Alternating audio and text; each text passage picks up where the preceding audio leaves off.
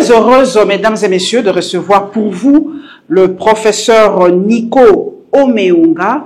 Avec lui, nous allons parler d'un sujet très important, c'est l'indépendance économique de la République démocratique du Congo, 64 ans après. Est-ce que cette indépendance économique est-elle réelle? Nous allons en débattre tout à l'heure et le professeur Nico Omeunga va nous donner quelques éléments de réponse. Très heureuse d'être avec nous. Oui, c'est une joie partagée de vous retrouver après un long moment. Un long moment. Vous avez des cours à dispenser, donc on vous a laissé un peu travailler. Okay. Merci et nous saluons tous les universitaires de la République démocratique du Congo profond et d'ailleurs. Merci de suivre cette émission. Professeur Nico Omeunga, 64 ans après, où pouvons-nous classer la République démocratique du Congo? Pays émergent, pays sous-développé, pays en voie de développement? Où est placée la RDC? Sans vous décevoir, sans être agréable, parce qu'il reste, je suis patriote, nulle part. Ah bon? Pays émergent, ça c'est encore peut-être un projet lointain, parce que l'émergence n'est pas déclamatoire. C'est factuel. Au stade où nous en sommes, et c'est là où nous nous retrouvons, nous sommes, comme je l'avais dit l'autre fois, nous sommes encore un pays sous-pauvre. On n'est même pas encore un pays pauvre. Tenez, la Banque mondiale dispose que tout celui ou celle qui vit avec 3 $ par jour est pauvre. Au stade où nous en sommes, la RDC a comme PIB qui environne 70 milliards de dollars. Quand vous prenez 70 milliards de dollars, vous divisez par 100 millions, ça c'est le chiffre minimal des Congolais. Donc, chaque Congolais moyen a un revenu annuel de 700 $. Vous prenez les 700 $, vous les divisez par 12. Par 12. Vous voyez ce que ça vous donne. Et si vous voulez maintenant comprendre quel est le revenu journalier d'un Congolais, nous sommes moins de 2 $. Or, je vous ai dit tantôt que si quelqu'un vit avec 3 $ par jour, il est pauvre. Donc nous sommes en deçà des seuils de pauvreté absolue. En français simple, nous sommes un pays sous-pauvre.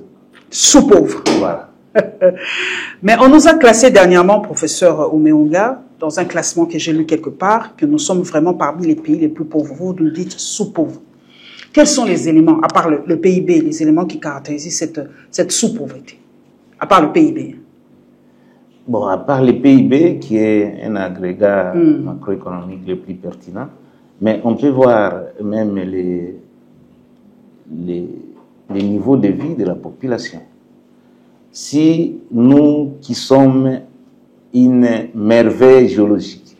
Donc, la RDC, c'est pas très agréable. Mais quand nous qui vivons tous les jours, on voit les gens manger, excusez-moi le terme, nous voyons les gens manger, nous voyons les gens voyager, nous voyons des millions qui sont détournés et tout ça, mais on a l'impression que ce sont les Blancs qui créent des critères qui ne sont peut-être pas des critères qui sont, comment dirais-je, identifiables à l'Afrique. Parce que ce sont les Blancs qui disent que nous sommes pauvres.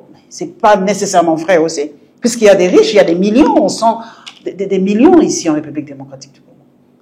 Non, je crois que vous êtes une grande journaliste d'investigation. Je crois, de la même manière que vous tendez le micro à l'élite, je vous demande aussi de faire un micro, promener les micros au travers de la population et vous allez trouver que réellement, cette pauvreté n'est pas virtuelle, c'est une pauvreté qui est vécue. Ici déjà, ici dans la capitale, il y a des choses qu'on ne peut pas comprendre.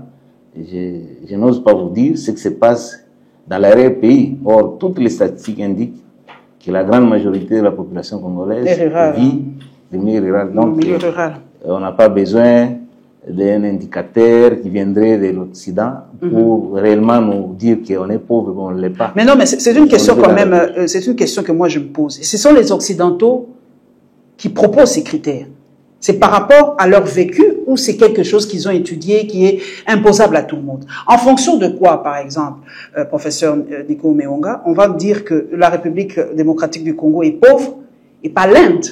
En fonction de quoi on va nous dire que la Chine n'est pas la première puissance, ce sont les États-Unis. Et tout le monde sait qu'économiquement, la Chine bat les États-Unis. Mais en fonction de quoi on classe toujours les États-Unis comme première puissance économique et pas la Chine? Donc c'est pour ça que j'en pose la question, est-ce que ces critères sont opposables à tout le monde? Ils sont opposables à tout le monde, mais quand on parle de la richesse des nations, l'indicateur qui nous permet d'évaluer ou de juger la richesse d'une nation, c'est le PIB. Si les États-Unis aujourd'hui sont considérés comme la première puissance économique mondiale, c'est parce que le PIB des États-Unis est évalué à 24 000 milliards, alors que c'est celui de la Chine, qui est la deuxième puissance économique mondiale, mais qui n'est pas un pays développé, un pays émergent, est autour de 18 000 milliards. Donc, c'est quoi le PIB? C'est la richesse de l'ensemble de la population d'un État créée au cours d'une année. C'est comme je l'ai dit tantôt, l'année passée, la richesse qui a été créée par tous les résidents étrangers comme Congolais habitant la RDC s'évalue à 70 milliards de dollars. Alors, quand on compare 70 milliards de dollars par rapport à la population, on se rend compte qu'on n'est pas... 64 ans après, professeur Nico Meonga, quel était l'élément déclencheur de notre chute? Parce qu'en 1960, quand on a acquis l'indépendance, on nous avait dit que nous avons le même PIB que le Canada, que la Corée du Sud, que vraiment... C'était même plus que la Corée du Sud. Donc nous étions vraiment partis sur les rails pour vraiment décoller. Mais quel est l'élément déclencheur de notre chute économiquement? Ok, il faut d'abord rappeler qu'est-ce qui était... Bon, je suis parmi les gens que vous connaissez qui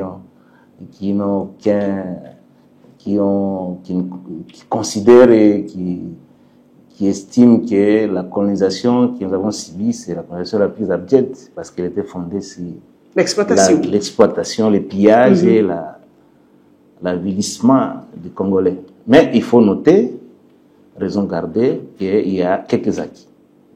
Les acquis, c'est, entre autres, comme vous le dites, quand nous accédons à l'indépendance, nous avions 9600 industries. 9600 industries. Industries. Aujourd'hui, on en a combien? On est une centaine. Seulement une centaine d'industries. Nous avions un PIB per capita, c'est-à-dire le PIB moyen pour un Congolais, c'était de 220 $. Okay. Et que pendant ce temps, la Chine n'avait qu'un PIB per capita de 86 $ et la Corée du Sud de 156 $. Voilà. Quelques temps après, prenons le cas actuel. Aujourd'hui, nous avons réussi de doubler le PIB aujourd'hui à 550 $. Un Congolais moyen 550 ou 700 $, tout au plus. Alors que la Corée du Sud, qui était derrière nous, a un PIB de plus de 35 000 $. C'est-à-dire un Sud-Coréen moyen à 35 000 $, un Chinois moyen à un peu plus de 15 000 $. Donc, vous voyez comment... Et quelle est prenons le cas le plus éloquent, celui de la Corée du Sud, qui est une expérience que nous pouvons rééditer ici. Quels sont les éléments déclencheurs? Qu'est-ce qui a fait qu'on puisse rebondir? 3 choses. Premier élément, l'éducation, la recherche. La formation, en fait. L'éducation, la formation, ok. Deuxième élément, c'est le leadership. Parce qu'il y a le leadership et le leadership. Ah, le on apprend, leadership. Le leadership. Shift, ça, c'est en anglais. Hein? Okay. Transformation. Alors que le leadership participe à l'ascension d'un individu. Le leadership prend le plus grand nombre et essaie de relever les niveaux de vie. Okay. Et dernier élément, et ça c'est même depuis la création de l'humanité, c'est l'entrepreneuriat. L'entrepreneuriat. Parce que moi je suis chrétien, le symbole de richesse pour un chrétien, pour nous, c'est Abraham. Abraham, s'il est resté riche jusqu'à son vieil âge, c'est parce qu'il a été un entrepreneur agro-pastoral. Et c'est ainsi que chaque dimanche, on nous dit que nous devons être prospères.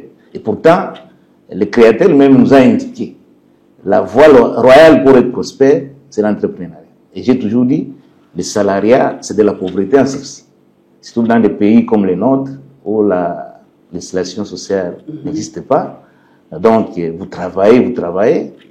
Et c'est là où je salue des initiatives comme la vôtre, où quand on entreprend, on est candidat à la richesse. Mais quand on est salarié, on est candidat à la pauvreté. Bon, qu'est-ce qui a fait que nous fassions les surplaces et que nous chutons? Nous chutons carrément. Beaucoup disent l'élément déclencheur, c'est la zarianisation. Je ne sais pas si c'est toujours ça ou... Ça aussi, mais il y a d'autres éléments. Le premier élément d'abord, quand nous accédons à l'indépendance, le pays a plongé dans la guerre civile. De 60 à 65 ans. La guerre a comme élément, c'est la destruction. Destruction des hommes, destruction des richesses, destruction des infrastructures. Les infrastructures, exactement. Le jeune colonel Mobutu, on prend le pouvoir en 1965, et ici, tout économiste lucide doit affirmer, doit reconnaître que la brève période qui peut être considérée comme une période de prospérité économique, c'est cette période-là qui va de 67 vers les années 80. Non, juste avant la zarianisation. 72. Oh, ok. Maintenant, dans les années 70, comme disent les Belges, 70, en Afrique, tous les pays ont aspiré à la nationalisation de l'économie. Les Français appellent ça le patriotisme économique. Voilà, le maréchal Mobutu, il voulait nationaliser, parce que quand nous accédons à l'indépendance, toutes ces industries, pour la plupart des cas, si la majorité, c'était l'œuvre des colons. Les Grecs, les autres, les Belges. Et même ceux qui sont venus après, les Grecs. Et tout. Alors, il voulait quand même que les Congolais aussi, qui sont de la colonisation, accèdent aussi à des moyens. Mais pourquoi prendre ceux qui appartenaient aux autres et pas créer pour les nationaux? Politique économique et prédatrice, ça commence par là, parce qu'il a arraché les propriétés d'autrui au motif qu'ils sont étrangers et confié à des Congolais. Et quels Congolais? Et quels Congolais, c'est ça la question. Malheureusement. Et cela a continué jusqu'à ce jour. Vous voyez même la sélection dans les gouvernements ou dans toutes les institutions du pays, le casting n'obéit pas aux critères objectifs. Mobutu, à l'époque, a confié ses entreprises à ses clients politiques, à ses amis, à ses frères, et quelques temps après, il a fait la rétrocession en 77, mais il était déjà assez tard. Mais au-delà de ça, il y a aussi, on ne le dit pas assez, encore une fois, dans les années 90, quand nous accédons quand nous commençons la démocratisation, on a assisté à des pillages, 91 et 93. Mais ajouter à cela la prédation à grande échelle depuis 60, vous savez, les politiques, tous les régimes qui sont succédés ont un point commun, la kleptocratie, c'est-à-dire un pouvoir fondé sur le vol, le détournement. La kleptocratie. Tout ça. Kleptomanie, c'est le vol. Ça ne permet pas à une économie. Et vous voyez, nous passons de 9600 industries. Aujourd'hui, on avons à une centaine d'industries. Donc, on a réussi à détruire le tissu industriel. Or, c'est l'industrie qui soutient l'économie. Bon, en m'invitant, vous m'avez dit qu'on allait parler d'indépendance économique. J'aurais souhaité qu'on aborde cette question de l'indépendance économique. On va y aller, parce qu'aujourd'hui, professeur Nico Mayunga, on dit qu'on est en train de subir une deuxième vague de colonisation, en fait. Après la colonisation belge, aujourd'hui, nous subissons la colonisation chinoise et la colonisation indo-pakistanaise. Est-ce que c'est vrai? Quelle était la meilleure, en fait? Est-ce que les Chinois nous aident ou les Chinois aussi, c'est pour la Chine? Aujourd'hui, économiquement, est-ce que la RDC est-elle indépendante? Non, elle n'a jamais été. Parce que quand on parle d'indépendance économique, c'est le fait qu'un État exerce la souveraineté sur les 4 secteurs de l'économie, ou de la vie économique. Le premier secteur, c'est le secteur primaire. C'est le secteur de la terre. L'agriculture, l'élevage, la pêche. Extraction des mines, extraction du bois. Tout ça, ce sont les étrangers qui... Ça, depuis la colonisation à ce jour, on peut peut-être, à la limite, reconnaître, encore une fois, au président Mobutu, qui a réussi à nationaliser la GECAMINE, qui a été, vous vous rappelez, les poumons économiques. On appelle d'ailleurs ça les poumons économiques. Mais aujourd'hui, on a réussi à saucissonner tous les carrés miniers de la GECAMINE, on les a confiés à... Quand vous allez au Katanga aujourd'hui, c'est toutes les nationalités qui sont. Il y a des Chinois, des Canadiens, les Américains, les Australiens, tout le monde. Donc, à ce jour, même s'il y a boom minier, mais s'élève toujours des expatriés. Si à l'époque, ça pouvait profiter d'une manière ou d'une autre, encore qu'à ce niveau-là, il y a aucun Congolais qui a une entreprise minière? Aucun? Bon, dire aucun, ça serait un peu excessif. Mais ici, en termes, si je parle de ceux qui tiennent l'exploitation minière, la grande majorité, il peut y avoir quelques Congolais, mais avec quels moyens? Parce que, comme je l'ai dit, comme nous sommes un pays, une économie extravertie, ça veut dire triple dépendance financière. Si on a besoin de l'argent, on doit tourner les regards à l'extérieur. Dépendance commerciale, aujourd'hui, les PIB ou la richesse, le semblant des richesses que nous avons, c'est l'œuvre des exportations minières, malheureusement. Et pourtant, ces mines-là devraient être transformées, manufacturées ici, pour apporter de la valeur ajoutée et créer des effets d'entraînement. Mais le deuxième facteur, professeur. Le deuxième secteur, c'est le secteur secondaire. Vous vous rappelez, déjà au XVIIIe siècle, on a parlé de la révolution industrielle. Donc, l'industrie, si déjà au départ, la première source de l'économie, c'est l'agriculture. Et là, quand vous allez en France aujourd'hui, en Allemagne, certes, la France, c'est un pays industriel, mais c'est d'abord un pays agricole, à vocation agricole. Parce que c'est là où François Quesnay, qui est le leader du courant qu'on appelle le physiocrate, qui dit qu'il n'y a de richesse que la terre. Et c'est là où j'ai même compris, bon, le régime qui est actuel a dit que cette fois-ci, la vengeance. Les sols va prendre la revanche sur le sous-sol. Ça fait 7 ans, nous attendons, et cette revanche qui n'a pas encore commencé. Donc, à l'époque, c'était ça. Et c'est pourquoi vous verrez même que la révolution industrielle a été précédée par la révolution agricole. Parce que avant d'imaginer il faut avoir d'abord, quelqu'un dit que ventre la famille n'a point de rôle. C'est le ventre en réalité qui soutient le cerveau. Aujourd'hui, quand nous regardons l'industrie, je peux dire que même l'industrie, là, comme on a réussi à l'émasculer aujourd'hui, parler d'industrie, c'est peut-être, elle est encore au stade embryonnaire. Sinon, son apport est très marginal. Donc l'industrie n'existe pas dans notre pays si on doit être sérieux. Troisième secteur. Faute d'énergie, professeur. Faute d'énergie et faute d'initiative. Parce que les quelques rares investissements dans ce secteur-là, ce sont les investissements directs étrangers. C'est-à-dire, les quelques industries qui existent au Katanga et ailleurs, c'est l'œuvre des expatriés. Or, quand on parle de l'indépendance, je vous dis que c'est question de souveraineté. On ne peut pas se dire souverain dès lors qu'on est totalement dépendant de quelqu'un d'autre. Quand c'est quelqu'un qui dicte. Et aujourd'hui, même l'industrie manufacturière est tenue toujours par les semi-lettrés pakistanais, indiens et tout. Et pourquoi? Prenons même les cas les plus concrets. Vous m'avez présenté comme professeur. À titre d'illustration, même les repas les plus consommés à Kinshasa, les pains, c'est l'œuvre des expatriés. Je ne vois pas une boulangerie, une pâtisserie qui soit l'initiative d'un Congolais. Donc, vous tenez que même l'estomac du Congolais est entre les mains de l'étranger. Et si vous tombez malade aujourd'hui, rassurez-vous, madame, que vous serez entre les mains aussi des étrangers. Parce que tous les industries pharmaceutiques qui existent, c'est encore les Indiens qui s'y permettent. Prenons le secteur maintenant des services et du commerce. Bon, si, encore une fois, là, s'il y a un service qui tient encore, s'il y a un secteur qui tient encore, c'est peut-être le secteur médiatique. On peut se dire que, bon, dans les booms médiatiques auxquels nous assistons aujourd'hui, il y a quelques initiatives des Congolais.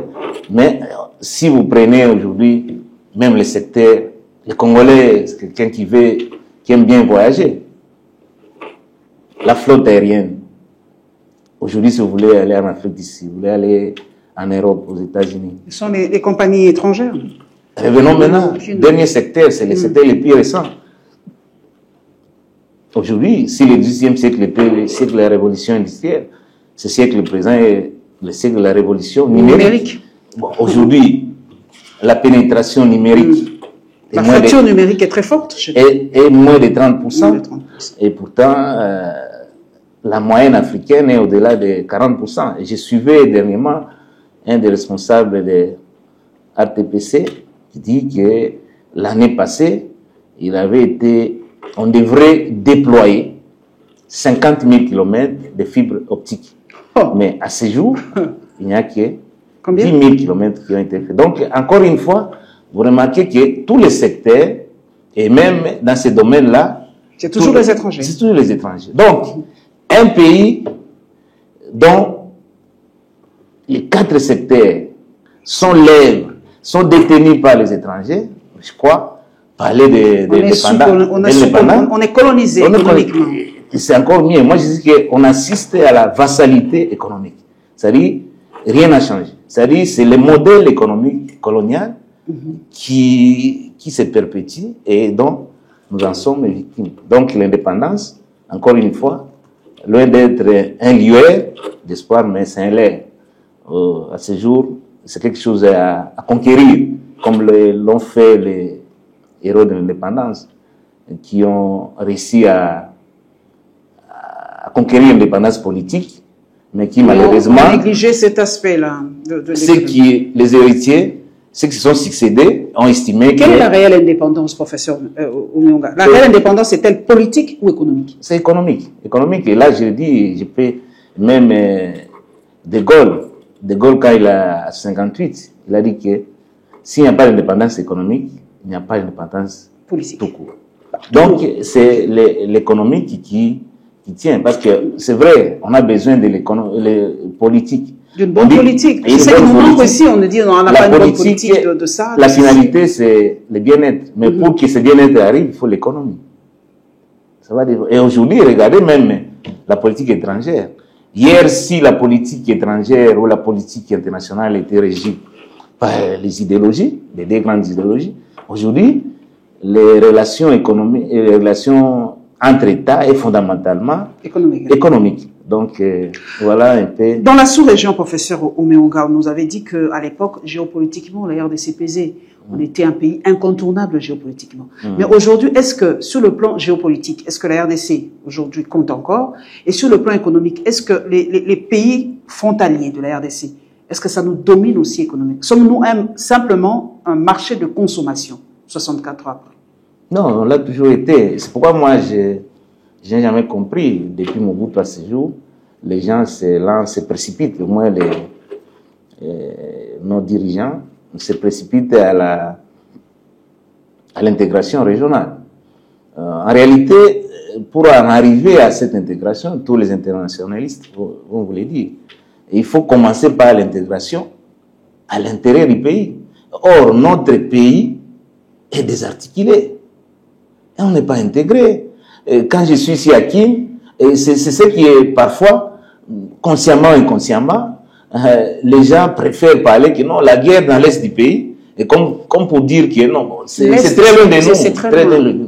Alors que nous sommes un seul pays, on devrait d'abord intégrer. Et la bonne manière d'intégrer notre pays, c'est les routes. Il faut, les routes, j'ai toujours qualifié comme les industries industrialisantes, parce que quand on relie des provinces, le long de cette province, il y aura une pharmacie, il y aura ceci, il y a d'autres entreprises qui pourraient être créées. Bon, dans un pays continent comme le nôtre, qui n'est pas encore intégré, qui est désarticulé, mais vous vous lancez dans l'intégration. Parce que l'intégration régionale, c'est, comme Mobutu disait, c'est l'échange, les rendez-vous du donner et du recevoir.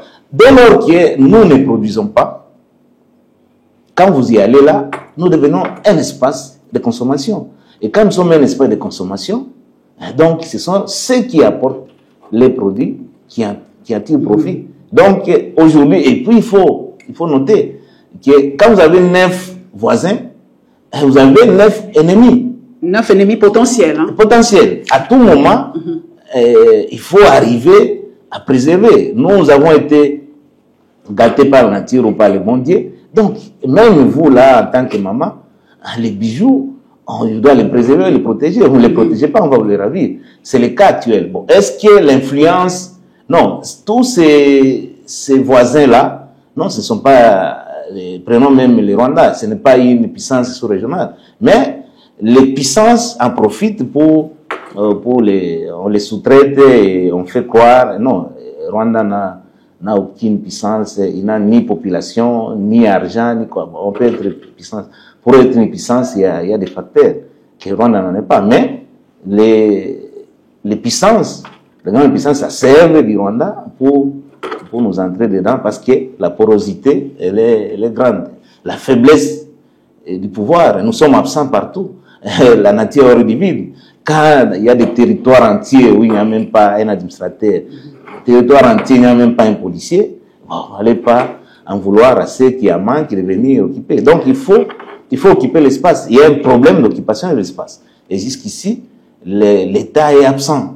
Nous sommes depuis 60, nous sommes un État rentier qui se contente de ce que nous pouvons avoir comme miettes de la communauté internationale. Et encore une fois là, nous toujours notre main tendue à la communauté internationale. Et pourtant, aucun État, même les États-Unis, ne peuvent aider et développer notre État. Et là, je salue la mémoire d'un collègue burkinabé, Joseph Kizerbo, qui disait que c'est un historien. Un historien, il disait que on ne développe pas, on se développe. Donc, le développement comme la croissance sont fondamentalement endogènes. Mais nous, avec l'extraversion culturelle, avec la culture d'emprunt, nous croyons toujours que les salut viendraient de l'extérieur. Professeur, quelle est la phrase idéale pour parler de la RDC? Sommes-nous un pays pauvre ou un pays potentiellement riche? Non, quand on dit un pays potentiellement riche, c'est un pays réellement pauvre. Alors que nous ne sommes pas encore pauvres. Je vous ai dit que nous sommes sous-pauvres. Oui, bon. Donc nous nous battons pour être pauvres. Et quand nous allons accéder à ce stade de pauvreté, nous allons nous battre pour être un pays émergent et peut-être 200 ans plus tard, pays développé. Donc aujourd'hui, pays pauvre, bon, si par euphémisme, on peut dire que nous sommes pays pauvres. Par patriotisme, on peut dire qu'on est un pays pauvre. Mais en réalité, nous sommes un pays sous-pauvre. Le rôle du Fonds monétaire international et de la Banque mondiale, professeur Omeunga, beaucoup disent, d'ailleurs dernièrement on a dit que nous sommes un bon élève de ces deux institutions, et il y en a qui disent qu'il n'y a aucun pays qui ne s'est développé avec l'aide du Fonds monétaire international et de la Banque mondiale. J'ai un professeur avec moi. Est-ce que ces deux institutions sont-elles indispensables pour le développement de la République démocratique du Congo, ou devons-nous carrément quitter ces deux institutions? Sous Mzé, je crois qu'on n'était vraiment pas en bonne relation avec le FMI et la Banque mondiale. Non, on s'est bien... On se portait bien à l'époque. Mais aujourd'hui, j'ai l'impression que ces deux institutions ne nous aident pas. Vous allez même très loin. J'ai un collègue dont je ne partage pas sa vision de la République. Matata Pogno, à l'époque, quand il était aux affaires, à un moment, il a fonctionné ça l'accompagnement de ces deux institutions. Et pourtant, lui, c'est quelqu'un qui a fait l'économie publique, qui adorait ces institutions, qui voulait aussi être comme l'a été Kengo Adondo, bon élève. Et c'est même péjoratif. Pour un État qui se dit souverain et vous continuez à être un élève, moi, ça, je ne comprends pas. Non. Et ces deux institutions, d'abord, ont été créées pour quel objectif? Ce sont des institutions de Bretton Banque mondiale supposées accompagner les pays à se développer. Encore, je l'ai dit tantôt, aucun État, aucune institution ne peut pas venir faire développer un autre. FMI, mais c'est comme les cas, je crois que vous avez suivi, je crois, peut-être une question vous avez posée, on dit que non, depuis 63, c'est maintenant, après la 6e revue, elle était concluante. Elle était concluante et tout ça. Et nous serons bénéficiaires des droits de tirage spéciaux de l'ordre de 224 700 000 pour un pays comme le nôtre. Et pourtant, avec ce détournement de plus de 400 millions, 500 millions de dollars. Et ces droits de tirage spéciaux, c'est, en principe, on devrait être bénéficiaire de 1,5 milliard. Mais quand on vous donne des miettes, vous glorifiez, c'est assez ridicule. Donc ces institutions-là, je ne vois pas en quoi ils peuvent venir faire développer un État. Non. Je vous dis qu'un État doit être l'œuvre de l'élite, l'œuvre des compatriotes. Parce que ces gens, ces institutions-là, ce sont des institutions affairistes. Donc, elles ne peuvent pas venir du reste. Et ils élaborent des plans, ils vous imposent. Et vous indiquent là où vous devez travailler, là où vous devez faire. Et pourtant, comme on a fait avec vous une émission ici sur comment on a appelé ça, programme local de développement. Je vous dis non. Les programmes, c'est-à-dire, tu ne peux pas aller, même dans nos villages, dire que non, ils ont besoin de courant, non, on fait d'abord l'investigation, il faut leur demander. À quoi avez-vous besoin? Peut-être vous amenez l'électricité alors qu'ils ont besoin de l'eau. Vous amenez des routes, peut-être ils ont besoin de l'école. Et c'est la même méthode qui est appliquée par la Banque mondiale. C'est la Banque mondiale qui vous indique le secteur minier. Pourquoi le secteur minier? Parce que le secteur minier obéit au modèle économique colonial. C'est-à-dire, vous extrayez et vous donnez à l'extérieur. Dans des secteurs assez productifs comme l'agriculture qui devrait être... D'ailleurs, notre agriculture, il y a un Belge qui a mené une étude qui a démontré que nous sommes capables, si le potentiel est mis en œuvre, de nourrir les quart de l'humanité. Vous vous rendez compte, madame? 2 milliards, si nous arrivons à nourrir 2 milliards des hommes à travers le monde, combien ça rapporte dans les pays? Et ça, vous remarquerez 6 ministres prendre le vol pour aller à la recherche de maïs. Maïs, riz, poisson. Pendant que nous avons la possibilité de faire une agriculture biologique.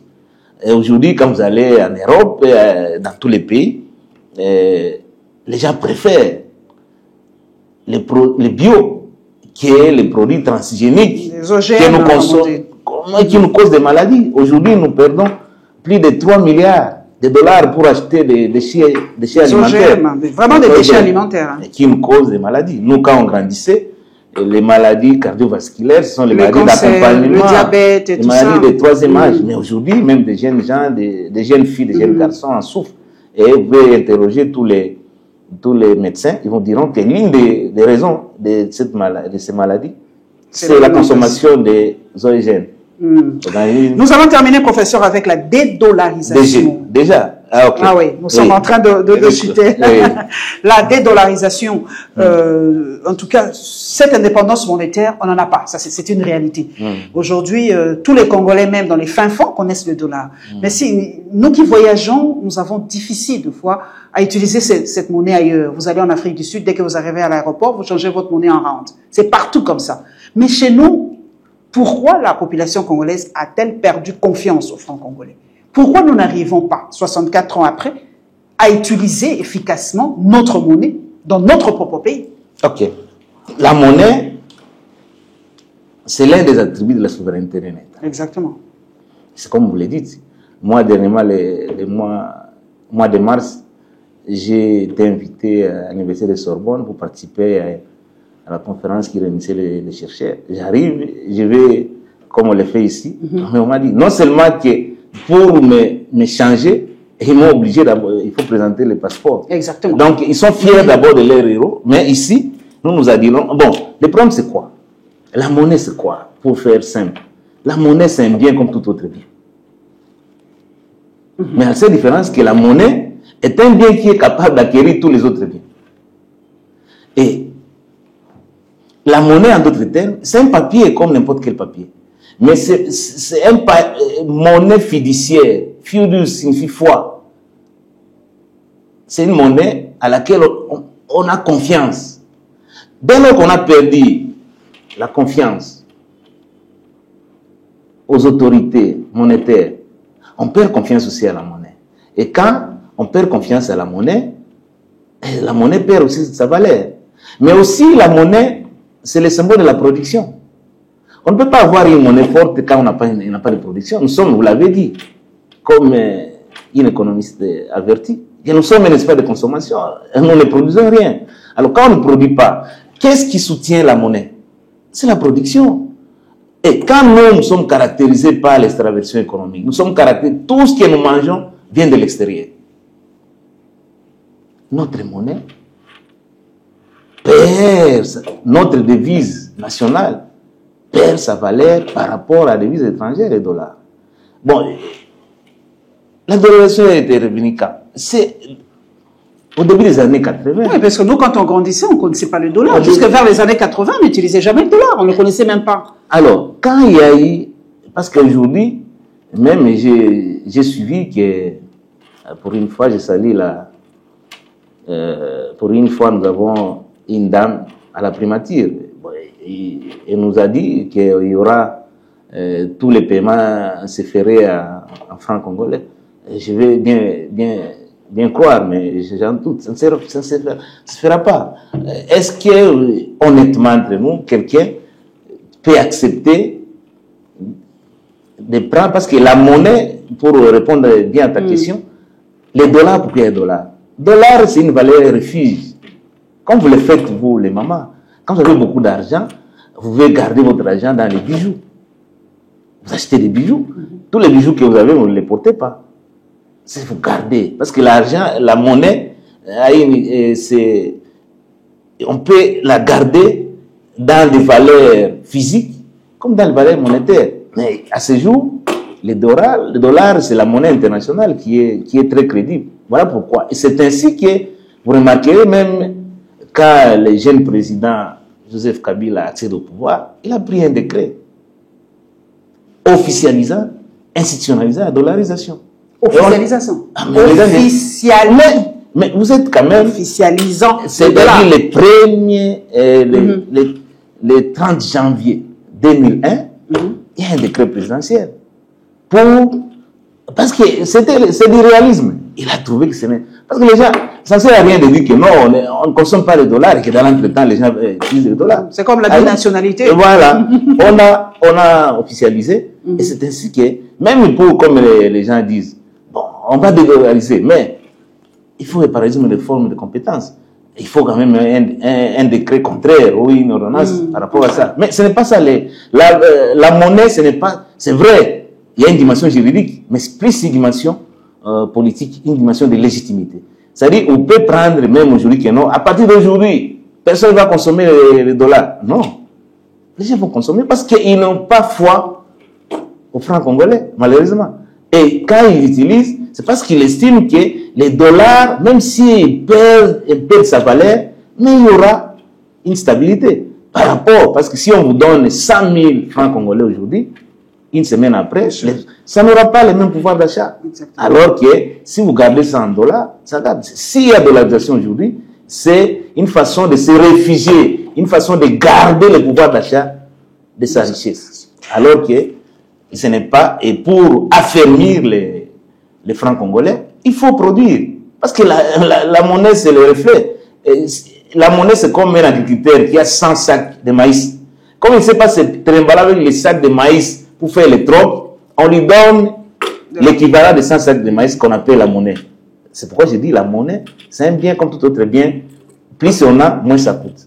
Merci, professeur Nico Meonga. Merci beaucoup, en tout cas, d'avoir répondu à notre invitation. En tout cas, 64 ans, le professeur dit nous sommes un pays sous-pauvre.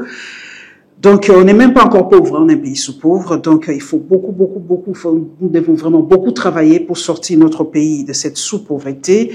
La dédollarisation, c'est vraiment un mythe. On n'y peut rien. Nous allons consommer le dollar parce que nous avons perdu foi en notre monnaie et nous n'avons rien qui sous-tend cette monnaie. Nous ne produisons rien. Donc, ça sera très, très, très difficile. Et ce qui m'a marqué à l'époque, comme l'a dit le professeur, nous avions 9600 industries et aujourd'hui à peine une centaine. Vous voyez comment nous avons perdu aujourd'hui de notre valeur économique. Nous devons beaucoup travailler, beaucoup. Merci au professeur Nico Meonga, merci à vous qui nous suivez. Likez, abonnez-vous massivement à la Lyon TV officielle. Clin d'œil à Vision 26 et nous allons nous revoir très très souvent. Nous allons inviter une fois de plus le professeur. Nous devons parler de ce secteur économique qui, en République démocratique du Congo, est dans les mains des étrangers. Ce sont les étrangers qui nous tiennent économiquement. Je voulais dire vraiment qu'ils nous tiennent par les couilles, hein, je le dirais, parce que notre pays ne nous appartient pas. Parce que la vraie indépendance, comme l'a dit le professeur, eh ben, c'est l'indépendance économique. Nous allons nous retrouver très très bientôt.